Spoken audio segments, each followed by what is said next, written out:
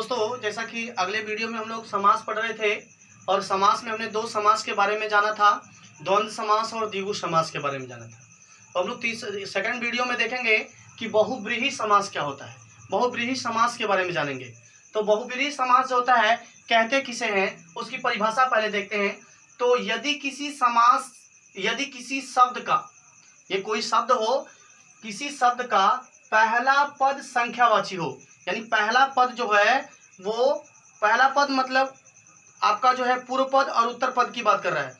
तो पूर्व पद उत्तर पद, तो उसमें कह रहा है पहला पद संख्यावाची विशेषण हो, यानी विशेषता बता रहा हो, परंतु दो पद मिलकर कोई तीसरे पद का, यानी कोई तीसरा पद जो है अर्थ दे रहे हो, यानी किसी तीसरे पद का, यहाँ पे तीसरे पद का अगर अर्थ दे रहे हो तो ऐसे समास को बहुव्रीहि समास का है। यानी दो पद रहेंगे लेकिन दोनों पद मिलेंगे और मिलने के बाद अपना कुछ अर्थ ना दे करके किसी तीसरे को लक्षित करेंगे या किसी तीसरे को एम करेंगे, तो ऐसे समास को क्या कहा जाता है? बहुव्रीहि समास कहा जाता है।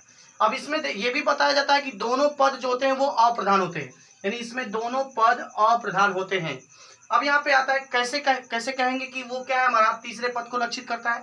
जैसे यहाँ पे एग्जाम्पल्स के थ्रू देखा जाए तो चतुरानन का मतलब होता है चार मुखों वाला, या चार मुखों वाला कौन है, अर्थात चार मुख किसके पास थे? तो ब्रह्मा जी को।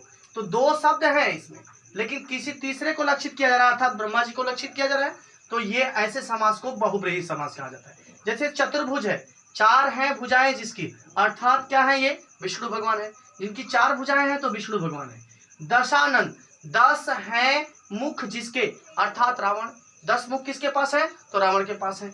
अब यहाँ पे पंचानन कहो या पंचमुखी कहो, तो पंचानन या पंचमुखी जो होता है 5 मुखों वाला, अर्थात पंचानन किसे कहा जाता है, पंचमुखी किसे कहा जाता है?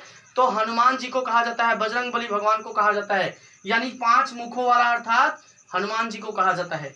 त्रिभुवन, यानी त्रिभुवन का मतलब होता है 3 भुवनों के मालिक या 3 लोकों के मालिक, अर्थात 3 लोकों के मालिक कौन है? तो विष्णु भगवान है।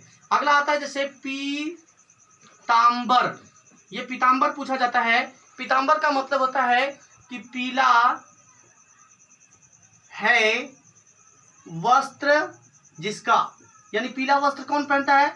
तो कृष्ण भगवान पहनते हैं। ये तीसरा शब्द क्या है हमारा, किसकी ओर संकेत कर रहा है? तो कृष्ण भगवान की ओर संकेत कर रहा है। अब जैसे यहाँ पे और भी एग्जाम्पल्स हैं, और भी एग्जाम्पल में जैसे आता है हमारा नीलकंठ। अब ये नीलकंठ, इसका मतलब, नीलकंठ का मतलब क्या होता है? नीला है कंठ जिसका, यानी नीला कंठ किसका है? नीला है कंठ जिसका, तो कंठ नीला किसका है? अर्थात भगवान शिव का है, यानी शिव जी का है, शंकर भगवान का है।